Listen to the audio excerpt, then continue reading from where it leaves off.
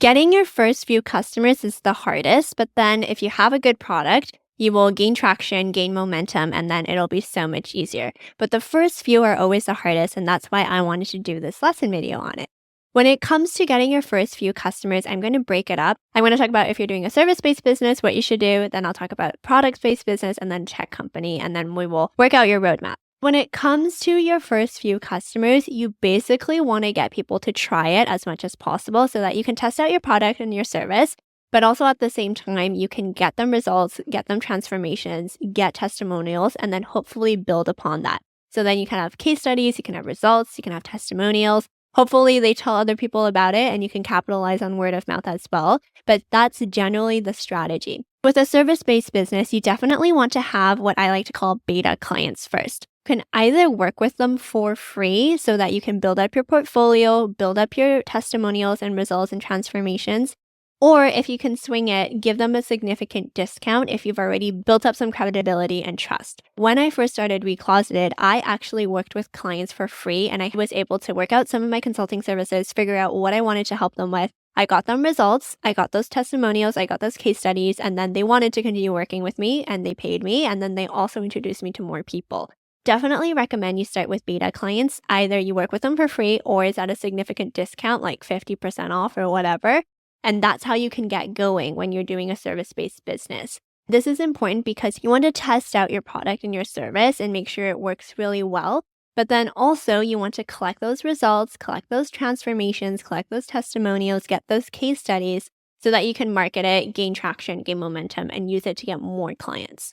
When it comes to products, it's kind of similar. So with my Recloseted sustainable fashion brand clients, I always got them to do launch events. People could see it, touch it, and try out the products in person.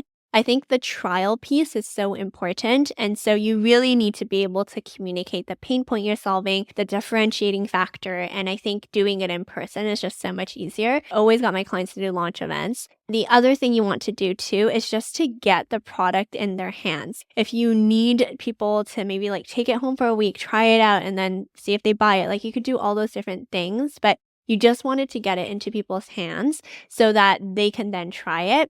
When it comes to a tech company, it's the exact same thing, right? Probably want to do a free trial, give them a month for free, give them a couple weeks for free.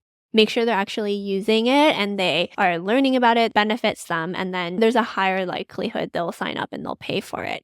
And so high level, you just want to get folks to try it, and that might mean giving it to them for free or throwing some sort of event to get in front of them, but that's really what you want to do. From the trial, you then want to really foster an environment where word of mouth and people recommending it to other people is facilitated. You can actually put in a referral program where people will get a kickback or a percentage of people they bring on, and that can really help start to balloon and gain that traction and that momentum. Of course, you also want to do your own organic marketing efforts. So build up your own communities, be able to start to sell to them as well. And I will talk about that more in future lessons. You could also potentially do paid marketing too. So you can run advertising on Facebook, Instagram, Google, whatever. And you can also pay content creators or influencers to talk about it too. Generally, I would recommend you start with some sort of trial basis so that you can get it into people's hands. They can try it, give you feedback. You can work out the kinks. But like I said, get those results, get those testimonials, and then layer in some sort of referral program so that people are incentivized to tell other people that might be your ideal customer as well. On top of that, of course, you want to do launch events if it's appropriate. You want to do organic marketing and then paid marketing if you have the budget and bandwidth to do so. All this to say, leverage the Notion workbook down below to help you work out your first 100 customers roadmap. And I will also be sending you an email to go along with this lesson detailing my journey in getting my first 100 customers with Recloseted. So once you've built out your roadmap and you read through my email, I will see you in the next lesson.